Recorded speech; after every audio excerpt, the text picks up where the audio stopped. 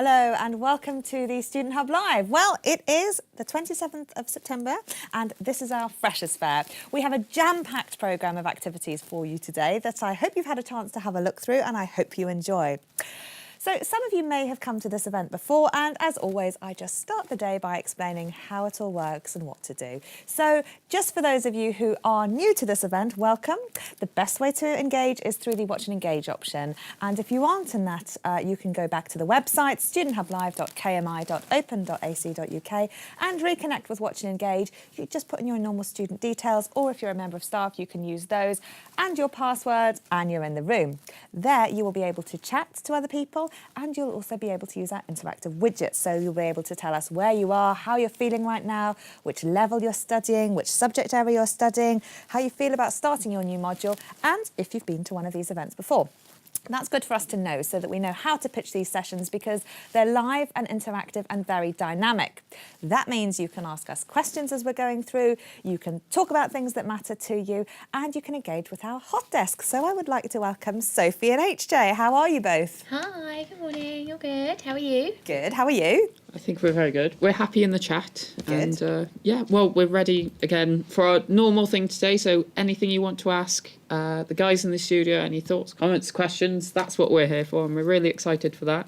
And you've been sending us in stuff like selfies as well. So I've got just a couple from yesterday. Robert sent in Millie, which apparently Millie was very unhappy that he was paying us attention and not too much to her. So we'll have to apologise to Millie. But yeah, we had a great day yesterday. If you want to send us stuff too, and we got loads of our stuff up on the board, you can do send in like study buddies and what the view is from where you are and selfies to studenthub@open.ac.uk or on our Twitter @StudentHubLive. And we picked out some really cool things, didn't we, that we decided that we want to send back to you because it's only fair. So I think one of the ones that I picked out was a nice poster of The Hunt, which it all comes out and it's very good. And we've been sending stuff to people quite a lot, but you've been sending us stuff, so that's cool as well. Yes. And We've got a few other bits. So we've got one on trauma and emergency care. Which is a nice little booklet. These are all things that the BBC have done with the Open University thanks to MU. And we've got a railways one as well. So if you could send us through your address, remember your address, and pick which post you'd like us to send through to you, and we'll get that out to you as soon as possible. yeah. Lovely. So I think we're just really excited to go. Good. Well, we love seeing everybody on the board, and you're getting a really nice collection of a community up there, as well as I see some cake and lots of very, very cute animals. So do send those to us. You can email them, studenthub@open.ac.uk. You can send them through on Twitter. The hashtag is StudentHubLive16, and our handle is @StudentHub. So any thoughts, questions, if you aren't in the Watch and Engage, Twitter and email are a great workaround for that solution. OK, so we've been doing a lot of boot camp work lately. We've been looking at a lot of skills. This Freshers' Fair is all about celebrating what the OU do, showing you some things that you may not know we do, and talking a little bit about being new students. So for the first session of today, I'm very pleased to have Linda Robson in the studio. Welcome, Linda. Hello. And we're going to talk about what every student most needs to know, and we're going to do that in 25 minutes. So there's a limit. And we've asked you to put your thoughts on our widget, which is what 3 things might interfere with your study plans and TMA submission. Now, when we were talking about this, we thought, how do we structure this? Because there is so much there that every student needs to know. And you had this brilliant idea about structuring it around a TMA, a tutor-marked assignment. Now, tell us, why was that? Well, the TMA is a very definite point within the study plan, and so it's what you're working towards, really. So you get to grips with the study materials, and then the TMA comes along. So it's quite important as it helps you pace your work, as well as an opportunity to get some feedback on what you're doing. OK. Now, we had a session on assessment yesterday at the boot camp, and we were talking about how people felt about their first TMA. And they were very excited and very enthusiastic. They're also a very organised bunch. So they were looking forward to it, but there was a lot of anxiety around that. Why is this something that people have anxiety around? Well, for a lot of people, it's the first piece of assessment they've done for many years. But even if it's not, it's still can get quite anxious about it. I've been an OU student for 17 years, but I'll still get a little bit anxious about the TMA because it is the point where I'm testing what I know and testing my knowledge of the course materials. So it is something that is a step to take. You shouldn't be terrified of it, but I think a certain sort of nervous commitment to it is actually quite healthy Some and nerves useful. are helpful. Yes, in this yeah, sort it of helps you push situation. yourself to make sure that you do your best. Okay, so let's talk about this in terms of how one might do a TMA and structure some of these things around that. Now, the first thing that you wanted to talk about is reading the module materials. Now, students were getting these last week, I think, and the week beforehand, and they were very excited about those. And we've also talked about the importance of the virtual learning environment and how you can access a lot of your assessment online and also the module materials. So how is reading the module materials something that every student needs to know? Well, you need to know, if you start by looking at your calendar and see the pace at which you need to work through so that you can plan what you're going to do. You might have holidays coming up, so you need to plan around those as well.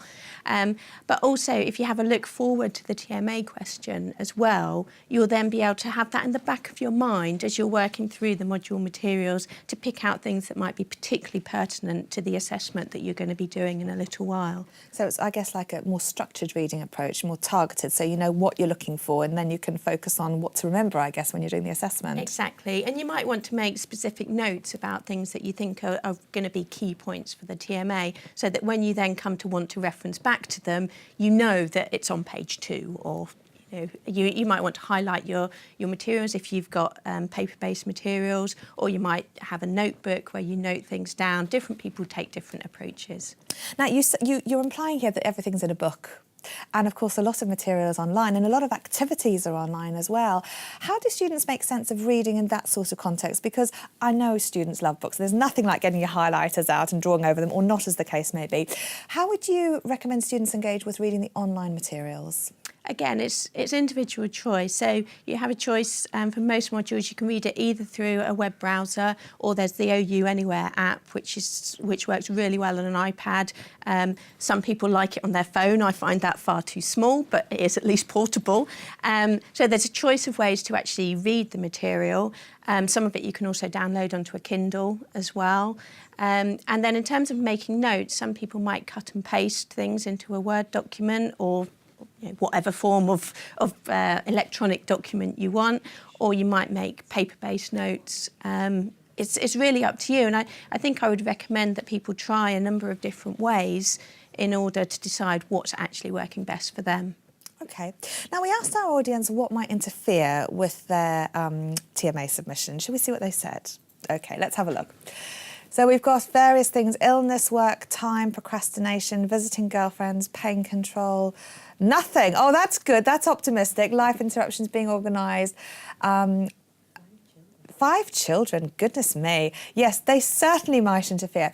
Linda, these are very common issues for Open University students, and a lot of students have said in the chat, oh, it's really nice to know that other people have this going on. I mean, a lot of people are watching the Student Hub with the volume, quite low, and probably children running around pouring cereal over their computer, etc. We've heard of that yesterday. So, so how might these things impact then in terms of this organised approach to reading? Well, having a plan is your first start, but given that most of our students, it will take at least 6 years to get through a degree, it's very unlikely that anyone's going to get through without some kind of blip occurring during that 6-year time, whether it's illness, bereavement, job changing, children coming and doing various things. So things will happen, and the key thing to do is to tell someone about it as soon as possible. So your tutor would be your first point of contact, and often it's useful to tell someone before it's become a crisis. So, say, I'm getting a little bit behind, I'm not sure what to do, can I have some advice on how to deal with this situation, or even this situation might become a problem. So plan ahead as far as you can. But in the event that some kind of crisis happens, people suddenly become ill, and then you can't do something on a particular day, just keep talking to your tutor. They'll be the first point of call, and then they can feed through to other people to give the support to help you get back on track. Yeah, no, that's really. I've just had my tutor group allocated and I sent them an email yesterday and I've already heard back from a lot of them. And some of them have said, oh, I've got this coming up or that coming up. And it's really good to see people planning and I guess trying to predict some of those things. But like you say, you can't always predict them. But it is good to tell people about those as well. And also, I guess, bear in mind that a lot of this is quite common, isn't it, for Open University students? People have lives going on in the background. And so, you know, if something does happen, it's unlikely that you'd be on your own or your tutor may have heard of it for the first time. It's always quite common, isn't it? OK, so we've got a lot of students here at Level 1, 71% at Level 1. And interestingly, we've got more students from STEM today than FAS. STEM, obviously, Science, Technology, Engineering and Maths, and FAS is Faculty of Arts and Social Sciences. So we were talking about assessment and we were talking about some of the anxieties around this, and reading the question was something that came up as a really important anxiety and one that we thought was fair enough and one of the most common errors. So how is reading the question then something that students need to be very, very mindful of? You said find the question, do the reading around that, but reading, and I guess more importantly understanding the question is really critical, isn't it? Yeah, you need to look through the question and pick out the key words. So is it, to start with, is it asking you for an essay? Is it asking you to do some maths? Is it, try and identify what the key thing you think the marker will be looking for is. And you can check that with your tutor as well. So read the question, look for the process words in it and focus in on the topic, but make sure you're not doing a brain dump of everything I ever knew about this particular topic, because it's very tempting to do that because you're all excited, you know lots of things about this now, but most questions will be asking for one particular point. So look at the question, try and break it apart to understand what it's really looking for, and then ask your tutor as well. Would it help to read the question to somebody else?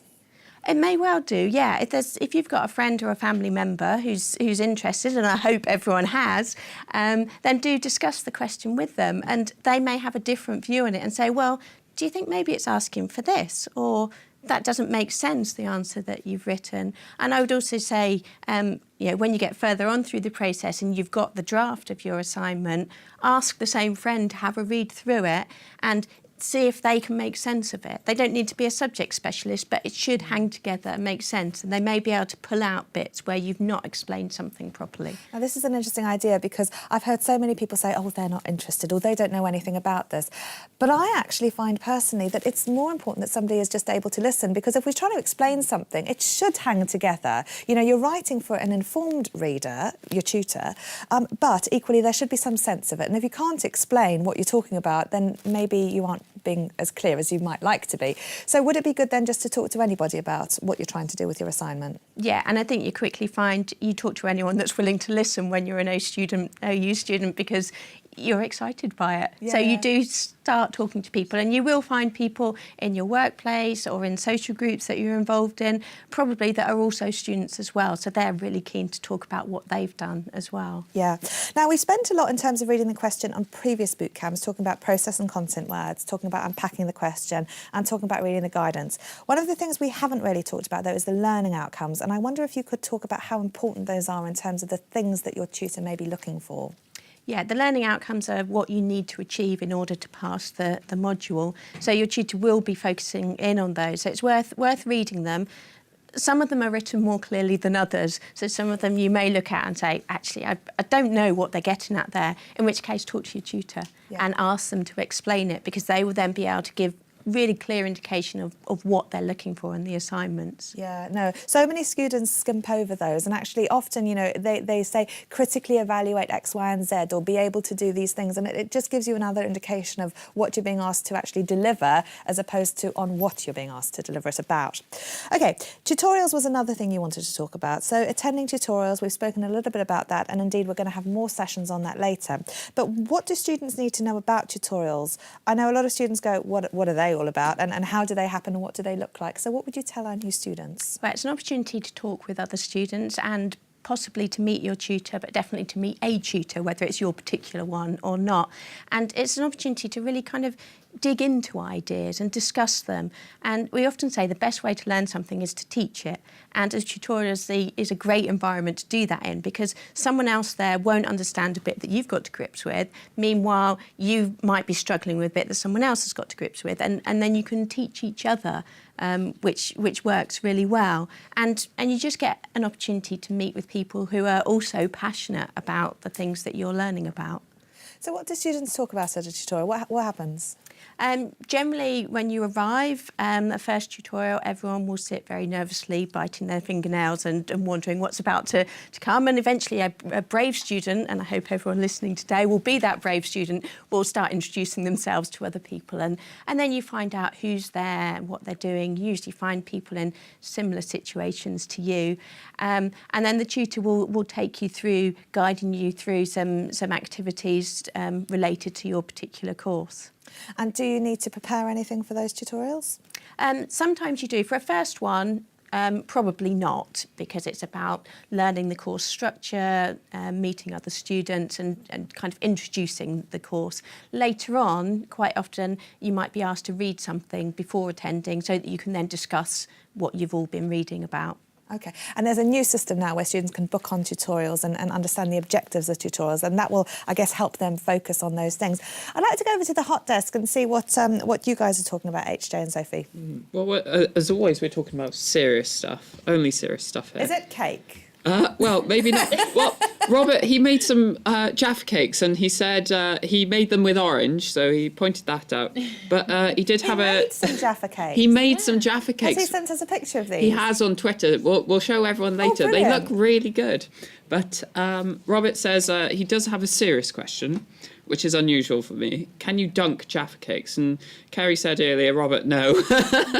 And Julia agrees with Kerry as well. Apparently, you're not allowed to dunk Jaffa cakes. They'll go all sludgy and soggy. No, it's a cake. You can't dunk cake. I don't think we've got to the bottom of that discussion yet. Dee's actually watching us from a ship as well. She's the captain, apparently, and they're in Grangemouth. She's the captain. Yes, well...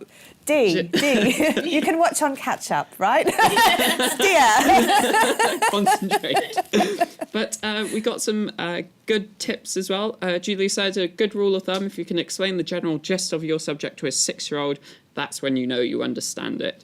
And Dave says, yes, my sister will avoid me, though, talking OU, which I think that happened with my dog, because I think you can explain stuff out loud to anything, and it's useful as well, I found. But, yeah, so... Yeah, dogs aren't so good at repeating They're back. not good at responding anything. to you, but it's nice to... When you say stuff out loud, I find it helpful. But, Yeah, they understand. They're there with you, and we've got some lovely dogs up there. So thanks for that. Good. Okay, well, we will get on the case with the Jaffa cakes and try and get to the bottom of that. But yeah, why don't you try and dunk them anyway and see what happens, Robert, and see maybe if the homemade ones are different. You could do a little experiment. That'd be fun. Maybe. All right. Next on your list, write to the answer. I love the way you've put write the answer as if that's a very simple thing. And we've done whole sessions on note-taking and planning the process. And I don't want to go into that in sort of too much detail. But writing the answer is something that students often struggle with because they've done the reading and then they're like, right, I'm going to write my assignment. And then they start writing it and then they're like, oh, no, not going so well. And then they go off and do Jaffa cakes and all sorts of other things. So what about writing the assignment is important? I think the key thing is to break it into smaller chunks, because often it's a whole assignment and you look at it and you're like, I can't do all of this. But if you break it into small, manageable chunks and you can do a little bit at a time, not necessarily starting at the beginning either. Sometimes it's good to start part way through. If there's one particular bit that you think, actually, that's the bit that I find easier, do that bit first and get a bit of motivation from the fact that you've got that bit completed. Some assignments will have several questions, some will be one long question. So it varies on approach a little bit. But even with an essay question, don't necessarily start with writing the introduction because it's very difficult to write that opening sentence. But if you know what's going in the middle, maybe write that bit first and then come back and do your introduction later. OK, no, that's great. Now, the next points that we've got are submit this TMA, receive the TMA back. And yesterday we did a really thorough session with Jane from the Computing Help Desk, which was all about how to submit your TMA and then how to get it back. And also Peter Taylor talked to us a little bit about what to do with that feedback and how to deal with that. And we've only got a few minutes left of this particular session. So I wondered if we could sort of fast forward a little bit to the celebrate idea, because a lot of students are very excited. And I wondered if you could tell us how they are best to celebrate submitting their TMA. I always, depending on time of day, either make a cup of tea and have a piece of cake or go to the pub and have a beer. because it is an achievement to have written that and to submit it. So, yeah, I do always make a point of going, it's done. Yes. Right, let's have some downtime and some time off and enjoy it. Although that is quickly followed by, I wonder what the outcome of that's going to be. Yes, indeed. And then, of course, inevitably, within around 10 working days, normally, students will get their feedback. And then they sort of need to, I guess, feed some of that forward into their next TMA, don't they? Yeah, I realised as we're talking that I've forgotten to show everyone at home our lovely diagram that we're actually talking through. I'm not sure if you'll be able to see that or not. But certainly when you get your TMA back, always the first thing you see, in fact, on our system is the mark you've got. Yes. So it's very difficult not to just hone in on the mark. Yeah. So I tend to look at the mark and then later on, I'll download it and get the feedback. And you get feedback in two ways. There's a cover sheet you get, which I'll just quickly show you. You won't be able to read the detail of this, but it gives you an overview of how you've done in your assignment. And then in addition to that, your tutor will write comments actually on your script, which will be very detailed and refer to specific points. So if you work through that, it will give you a good idea of your high points and your lower points, and some suggestions of how to improve in future. Brilliant, excellent. Well, Linda, unfortunately, we're out of time, but you have summed up some stuff that we've done, I think, in about 8 hours over the boot camps, and really honed in on the important things, which are, I guess, really specific to OU students, this idea of the TMA process. And you've, I guess, pointed at a lot of the anxieties that are very, very common, very natural, and that can actually be quite helpful in terms of, you know, being alert and you know, paying attention to something. And I guess a lot of this is because it matters to people. You know, studying is a really exciting part of the process.